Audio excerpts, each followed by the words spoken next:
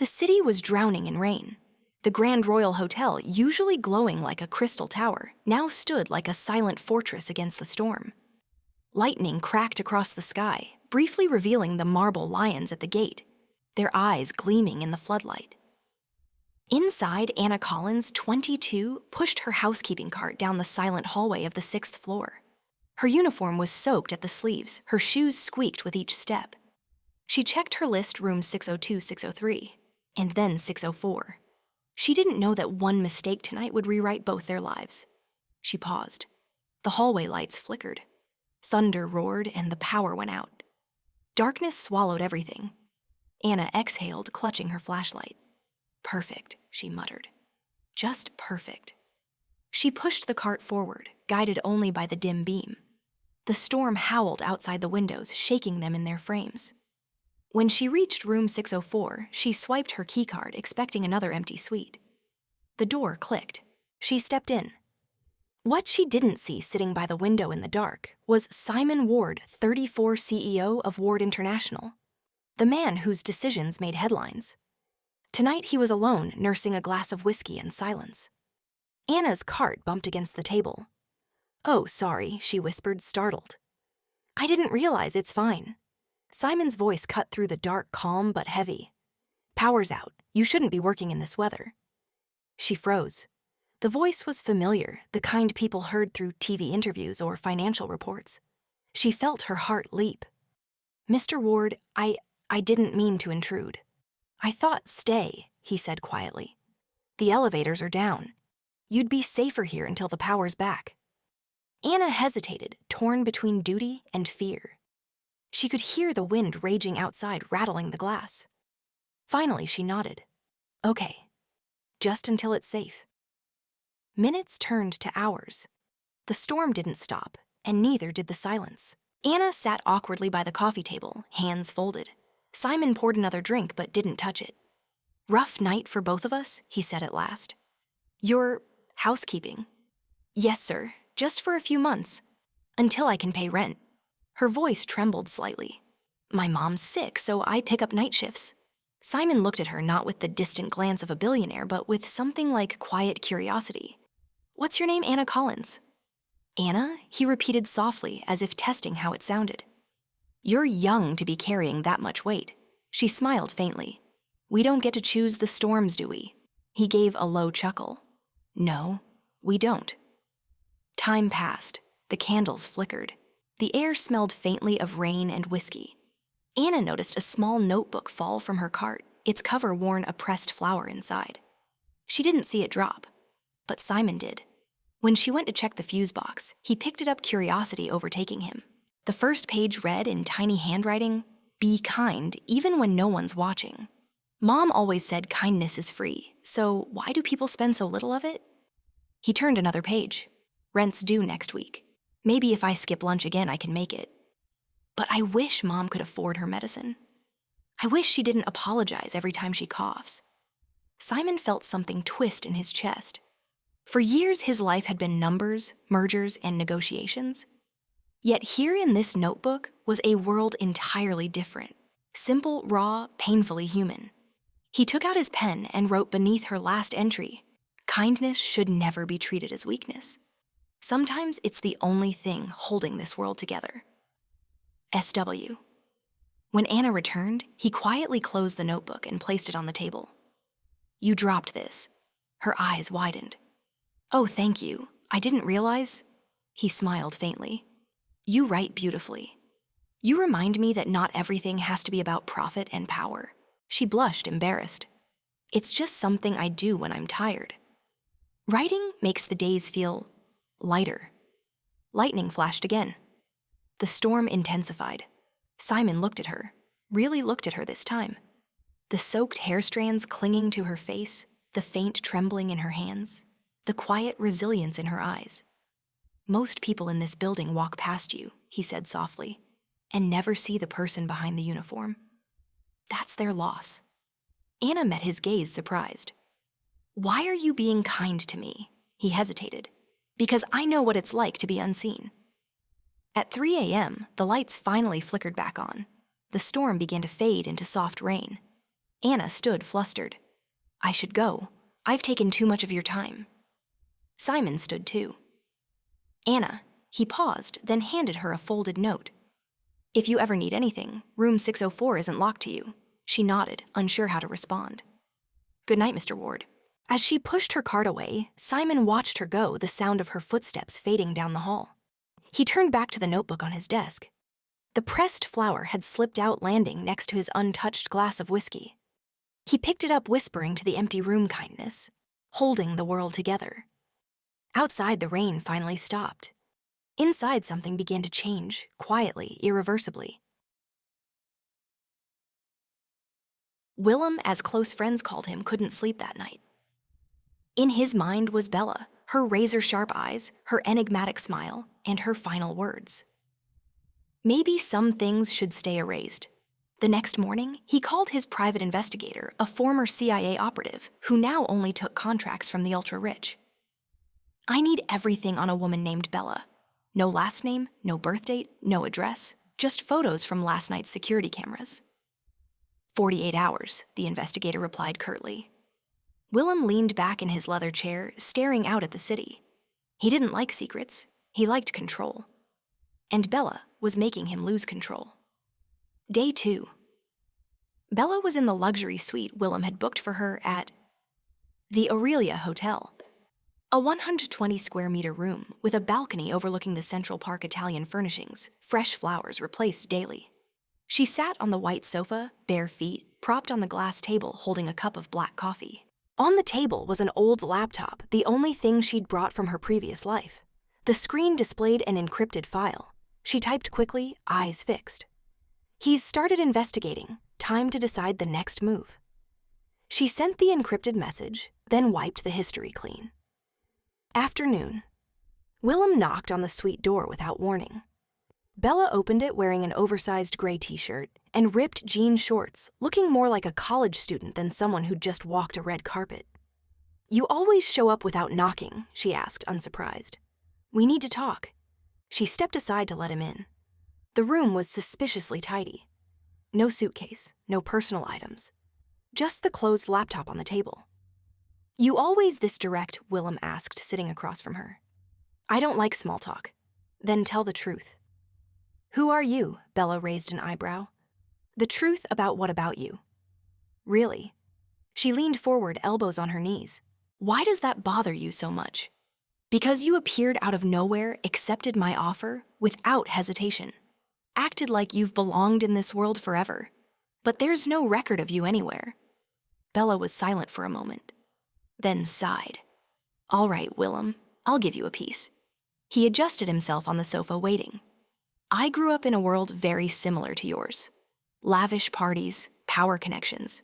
But that world is cruel, especially when you become an obstacle to the wrong people. Willem narrowed his eyes. Obstacle. My family had influence. My father ran businesses involving a lot of money. But one betrayal made everything collapse overnight. I lost everything. Who betrayed you? Bella looked away. Someone I trusted. Willem sensed there was more than she was saying. Why did you erase your life? She gave a sad smile. Because sometimes, disappearing is the safest way. Heavy silence. Willem knew she wasn't telling him everything, but this was the first piece of the puzzle. And now, what are you going to do? Bella crossed her legs. I'm still deciding. Willem stood. You can keep deceiving me, Bella. But I'll find the truth. She watched him leave without another word. Evening. Willem received a call from the investigator. I found something. Tell me. You were right. Bella isn't who she pretends to be. Willem gripped the phone. Go on. Real name. Isabella Deo. Daughter of Richard Deo, the construction tycoon who went bankrupt 5 years ago after an embezzlement scandal. Willem's blood ran cold. He knew that name. And guess who was involved in the scandal? Willem was silent. Olivia Harrington. Exactly. Willem felt like he'd been punched in the chest, so Bella didn't appear by chance. No, she has a direct connection. To Olivia. Willem hung up, staring out his office window. The city below glowed. Everything changed. Late night, Willem drove to the hotel. He needed to hear the truth from her own mouth. The door opened after a few seconds. Bella stood there, hair messy, eyes tired, but still unflinching. Willem, her voice carried slight surprise. "We need to talk." She sighed, opening the door wider. "You visit this late too." He crossed his arms, staring. "Can you stop challenging me for 1 minute and tell the truth?" Bella frowned. "The truth about why? Why you accepted my invitation without hesitation?" She looked away for a moment, then finally spoke. "Because Olivia Harrington destroyed my family." The words hit like lightning. Willem already knew, but hearing it from her still stunned him. "Olivia is responsible for my father's downfall, for ruining my life." He studied her closely. "Tell me everything." Bella walked to the window, hugging herself. "My father, Richard Deo, owned one of the largest construction companies in the country. He was a respected man, until he trusted the Harringtons." Willem stayed silent, letting her speak. Olivia came in as a strategic partner, someone he thought he could rely on. But in reality, she manipulated him the entire time. Manipulated how created fraudulent deals, embezzled money, put his name on illegal contracts he knew nothing about. When it all exploded, my father was accused of corruption. He lost everything, home, dignity, freedom. Her voice trembled. He died in prison before he could clear his name. Willem felt a pang in his chest. And then my mother fell ill right after. Couldn't take it. She died 6 months later. I fought to prove my father innocent, but Olivia slammed every door in my face. Willem stepped closer. "You lived on the streets." "Yes, and that's how I learned. Never to trust anyone again." He lifted her chin, forcing her to meet his eyes. "You don't have to do this alone." She turned away. "I don't need a savior, Willem. This isn't saving. This is justice." Bella gave a humorless laugh. "You think you can protect me? I think I want me to protect you." She blinked, surprised. "Why?" He sighed. "Because I don't know what I'm feeling when I'm with you." Long silence. Bella turned fully to face him. "What does that mean?" He brushed her hair. "It means you unsettle me. I've never felt like this." She looked at him for a long time. "And that bothers you? Then maybe we should keep our distance." He shook his head. "I can't." She looked away, clearly confused. "This doesn't change anything. You know, and Olivia." Just mentioning the name brought Willem back to reality.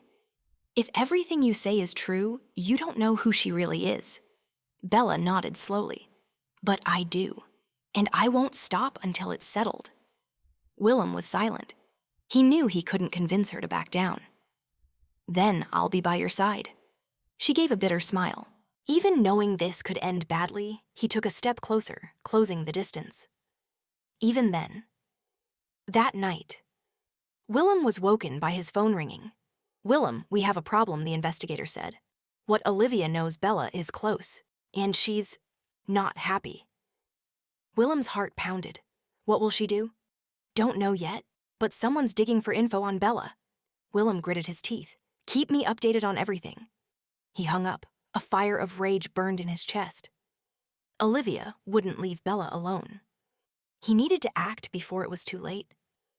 The next morning, Willem found Bella on the hotel balcony. She sat on the floor, knees hugged to her chest, staring at the skyline. He crouched beside her. "You know she's found out, right?" "I know," he sighed. "She won't stop. And neither will you." Bella looked at him, her hair slightly messy, her eyes tired. Something inside him tightened. Bella blinked a few times, like holding back tears. A single tear rolled down her cheek. Instinctively, Willem pulled her into his arms. "It'll be okay," he whispered. She didn't resist, just closed her eyes and rested her face against his chest. Neither spoke. No need. They were together. And Olivia had no idea what was coming. In Willem's office, he reviewed reports. His mind couldn't focus. Images of Bella kept flashing, anger and vulnerability in her eyes, the way she never backed down. He grabbed his car keys and drove to the hotel. He needed to see her. Now. Bella's room. She opened the door, eyes red. Willem, we need to talk. She opened the door wider. He stepped in, slamming it behind him. Olivia is making moves against you. Her eyes narrowed. What do you mean she's gathering information? Planning something big? My investigator thinks she might expose you publicly. Bella wasn't surprised, just sighed and crossed her arms. I knew this would happen. And you're this calm, she laughed without humor. After everything I've been through, Willem, do you really think a scandal will scare me? He admired her strength. But the danger was real. I can protect you. She raised an eyebrow. I told you. I don't need a savior. This isn't saving. This is stopping Olivia. Bella stepped closer, looking deep into his eyes. And what will you do, Willem? He gently held her face, his thumb brushing her cheek. Whatever it takes. For a moment, she just stood there. Something in her eyes, something he wanted to understand. But she quickly hid it. I don't want you hurt because of me. He gave a weak smile. Too late. Before she could respond, Bella's phone buzzed. She looked at the screen, face tense. What is it? She showed him. Anonymous message. Be careful who you trust. The past always comes back to haunt you. Willem took the phone, studying it. Olivia. Bella took it back, deleted the message. She's trying to threaten me. Willem shook his head. It means we're getting close. She nodded slowly. Then we need to act first. The next morning, major newspapers ran the same headline. Isabella Dio from luxury to the streets. The days she lost everything. William Lancaster's ex-fiancée linked to corruption scandal. The media was ruthless, twisting Bella's past, calling her a con artist, trying to claw back into high society. In his office, Willem read every article. Rage burned inside. Bella walked in, tossing a magazine on the desk. Olivia trying to destroy me again. Willem clenched his fist. It won't happen. She gave a faint smile. You always have that irrational confidence. He held her chin, making her look at him. Because I never lose. Her eyes flashed almost hope. Then, make sure she loses this time. Willem nodded. It was time to take down Olivia Harrington. They stared at each other for a long time. They didn't know how this would end, but they knew they would fight together. 3 days after the rumors exploded, the entire city was boiling with the name Isabella Dio. Tabloids, homeless girl desperate to climb back into high society at any cost. Television, daughter of bankrupt tycoon caught begging at subway stations. Social media, old photos of Bella tangled hair-torn clothes spreading like a virus. Olivia had played dirty. At the Aurelia. Bella sat in front of her laptop, silently reading every comment. She didn't cry, didn't rage, just a cold smile. You want to play, fine. Willem walked in without knocking. He tossed a thick folder onto the table. This is evidence. Bella opened it. Forged contracts. Bearing Olivia's signature. Recordings. Of Olivia directing transfers to offshore accounts. Internal Harrington Group emails. Eliminate Richard Dio at any cost. Bank signatures. Proving Olivia siphoned $42 million from construction funds. Bella flipped through each page, eyes gleaming. Where did you get this ex-CIA investigator? And a former Olivia employee, she fired him for refusing to stay silent. Bella nodded slowly. Enough to bring her down. Willem sat across from her, but not enough to arrest. We need a stage. Bella closed her eyes, remembering. The private party at Harrington Mansion. Invite only for the elite. Olivia always hosts it at month's end to flaunt victories. Willem gave a cold smile. She just sent you an invitation. Bella picked up the card, thick paper gold lettering, expensive perfume. We look forward to welcoming you, Isabella Dio. She smirked. She wants to humiliate me in front of everyone. Willem stood. Then we'll, end Hergesh. There. The fateful night, Harrington Mansion. A 3-hectare estate, Austrian crystal chandeliers, Italian marble floors, 200 guests, all financial titans. Bella entered. Alone. A hard black gown, deep V-neck backless high slit to the thigh. Hair in a sleek updo, minimal jewelry, only a platinum ring. She didn't need glamour. She needed power. Willem was already inside, blending into the crowd, watching every detail. Olivia appeared at the top of the staircase, pearl-white dress, victorious smile. Isabella, she called, voice honey sweet. So glad you accepted. Bella took a champagne flute from a passing tray. You didn't give me much choice. Olivia tilted her head. I hope you've enjoyed the recent attention. The press loves your story, Bella sipped. I'm used to being the center of attention, something you've always craved. Right? Olivia's eyes flashed with anger for a split second, then regained composure. Dear Isabella, you've lost again. No matter how hard you try, you'll never be anyone again. Bella smiled. You're wrong? Olivia narrowed her eyes. What do you mean? Willem appeared beside Bella, commanding in a black suit. Dear Olivia, he said, handing her a black envelope. Looks like you haven't read today's news. Olivia opened it. Her face went ashen. Inside were copies of the documents, now stamped with notarized seals, and a court summons. This is fake, Olivia whispered, hands shaking. No, Bella said, voice triumphant. And tomorrow morning it'll be on every front page. Olivia lost control. You can't do this to me. Willem smiled coldly, like you did to Bella. Olivia looked around. All eyes were on her. Guests began whispering. One tycoon shouted Olivia. What the hell is this? Olivia forced a laugh. Just a misunderstanding? But Bella stepped forward, whispering in her ear. Now you know what it feels like to lose everything. Olivia panicked. She turned to Willem, screaming, Willem, say something. He just looked at her indifferent. Your only mistake was thinking you'd never get caught. Olivia stumbled back, crashing into a champagne table. Glasses shattered. At that exact moment, the main doors burst open. 2 uniformed officers, followed by the prosecutor and a financial investigation team. Olivia Harrington, the officer announced. Olivia froze. Yes, you are under arrest for financial fraud, embezzlement, and market manipulation. The room fell silent.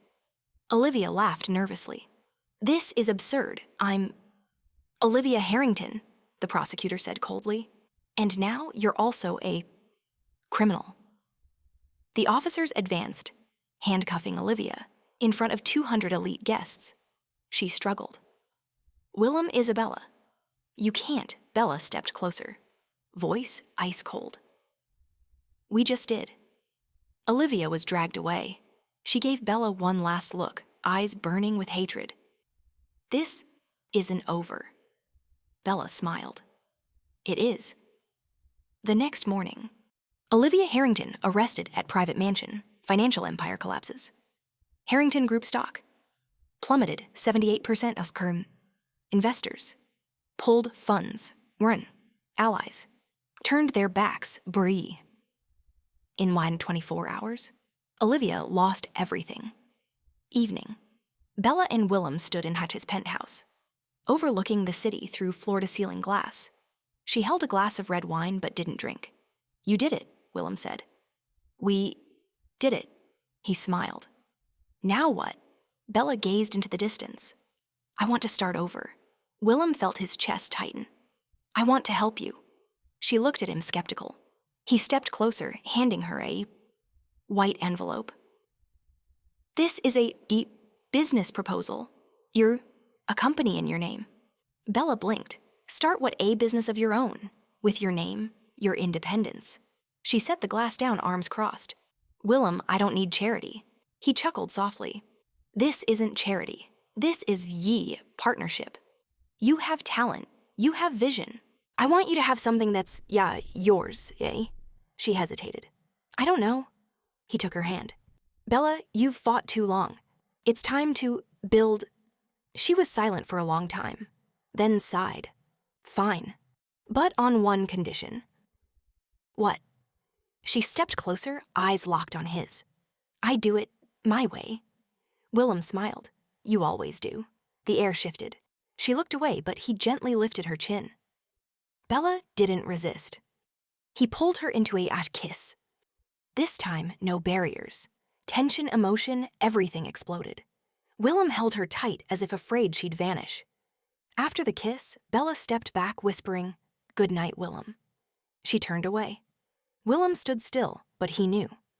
She felt it too. A few days later, Deo Consulting was born. Strategic investment and analysis firm. Office on the 55th floor financial district. Bella dove into building a team, reconnecting with old contacts. Willem was always there, not imposing, just present. Until one night, he realized he had to say it. He walked into her office, closed the door. I love you. Bella blinked, caught off guard. Willem, you know I do. You saw it last night. The way you cared for me. She bit her lip. I'm not ready. I just got my life back. Willem nodded, though it hurt. Okay, but he didn't give up. The following weeks. Every morning, a cup of coffee on her desk to keep you going. Dinners, just business partners. Small surprises, white flowers, with a note. I know you prefer coffee, but I hope you like these. When an investor tried to scam her, Willem was the first to warn her. When the press twisted facts, Willem used his influence to set the record straight. When Bella had a bad day, Willem showed up with wine and worried eyes. Want to talk? 3 months later, Deo Consulting was thriving. Bella finally felt in control of her life. But one thing she couldn't deny, Willem was always there. One evening at a major business gala, she wore a navy gown moving gracefully among CEOs. Liam Bisset, a French investor, approached, charming smile. Ms. Deo finally meeting in person. They danced, they talked. Liam flirted. Willem stood across the room. Face darkened. He cut through the crowd, ignoring greetings. Isabella? I need to talk, Liam laughed. Looks like your friend doesn't like sharing. Willem grabbed Bella's hand, pulled her into an empty hallway. What are you doing? I can't stand seeing that guy flirt with you. Is that your right? Willem was silent, then admitted, You're right. But then, he kissed her. A desperate, angry, passionate kiss. Bella responded, then pushed him away. You can't do that. She got in her car and sped off. The next day, Bella was in her office, mind chaotic. Willem walked in. I came to apologize. For being jealous or for stealing a kiss. Both. She turned back to work. That night, Bella came home late, near her car. The window was scratched. Crude letters. Be careful. Anonymous text. You won't get far alone. She called Willem. 15 minutes later, he was there. Who did this, old allies of Olivia? Willem called security. Find them now. Bella watched him handle it, calm, efficient. She felt a strange relief. The following week, they confronted the culprit. Bella ice cold. You think you'll scare me? I've already lost everything. Now, nothing makes me back down. The man lost. The attacks stopped. But Bella realized Willem didn't protect her. He supported her. And that made her question why she was still keeping distance. One evening, Willem entered her office. 3 months since you opened the company. He tossed a small boxes on the desk. Inside, a silver keychain engraved with words. To celebrate. Bella smiled. Will you ever stop running from me? She held her breath. I won't ask for anything. Just want to know, is there a chance she knew the answer, but couldn't say it yet. Willem stepped back. It's okay. I'm patient. Rain had stopped the next morning. The clouds lifted, and for the first time in months, sunlight poured gently through the wide windows of the Anderson mansion. Selena stood by the balcony, wrapped in one of Alex's shirts, the soft fabric brushing against her skin. Down in the garden, she saw him kneeling beside the newly planted roses. He had been up since dawn planting them himself. White roses her favorite. He looked up, caught her watching, and smiled. Not the confident, arrogant smile of a CEO, but the tender smile of a man learning how to love. Something inside her melted. For the first time in 3 years, the house no longer felt like a cage. It felt alive. The following weeks were a slow, fragile dance of healing. Alex stopped working late nights. He started cooking more often with mixed results. But Selena didn't mind. They spent their evenings talking, sharing small pieces of their pasts that they had once hidden. Selena learned about his childhood, the loneliness of growing up in a world that measured worth in money and power. Alex, in turn, learned about her dreams, how she'd once wanted to start her own consulting firm for small businesses. They began to see each other not as enemies bound by paper, but as two broken souls learning to rebuild. And then one quiet morning, everything changed again. Selena had been feeling unusually tired. She blamed stress, the sleepless nights, maybe even the new routine. But when the symptoms didn't fade, she went to the doctor alone. She sat in the sterile white room, her hands trembling slightly, as the doctor smiled warmly. "Congratulations, Mrs. Anderson," he said softly. "You're pregnant." Her breath caught. The world seemed to still. Pregnant. She placed a hand over her stomach, tears forming in her eyes. It felt surreal, not because of fear, but because of what it meant. 3 years of distance, a loveless marriage, a shattered contract. And now this a new life. A symbol of something real. When she returned home, Alex was in his office reviewing reports. She stood silently at the door, watching him. "Alex," she said quietly. He looked up, smiling. "Hey, you're back early. Everything okay?" She nodded slowly. "Yes, more than okay." He frowned in confusion. "What is it?" Selena took a deep breath, walked closer, and placed his hand gently on her stomach. For a moment, he didn't understand. Then his eyes widened. "Selena? Are you?" She nodded, tears rolling down her cheeks. "I'm pregnant." He froze, speechless. Then, without thinking, he pulled her into his arms, holding her tighter than ever before. "Thank you," he whispered against her hair. "Thank you for giving me another chance, for giving us a chance." She smiled through her tears. "We're not perfect, Alex.